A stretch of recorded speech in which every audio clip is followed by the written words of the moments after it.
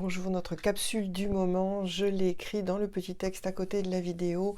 Effectivement, le grand moment, c'est que je viens d'envoyer à mon éditeur le manuscrit du prochain roman. Maintenant, je me croise les doigts.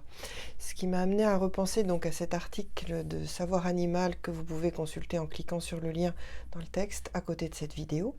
Et donc à mes deux premiers romans où des animaux aussi tenaient un rôle important. Alors, en complément, comme je vous l'annonçais, deux petites allusions.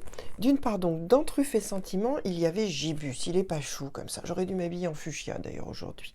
Donc, mon petit Gibus, c'est donc un border collie légèrement matiné griffon qui va se retrouver à être love coach, philosophe, répétiteur pour les leçons des enfants. Il va être vraiment aux prises avec la recomposition familiale de ces humains de compagnie. Il va avoir vraiment beaucoup de travail.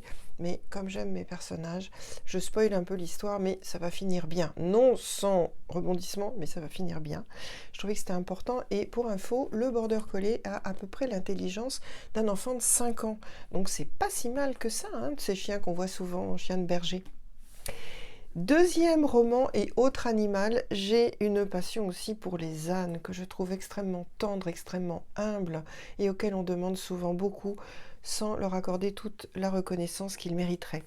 Et dans ce deuxième roman qui s'appelle donc J'ai écouté le bruit des anges, qui comme le précédent a été publié donc et en France et au Québec, eh bien nous avons Curcuma qui est un adorable petit âne gris de 5 ans lui aussi.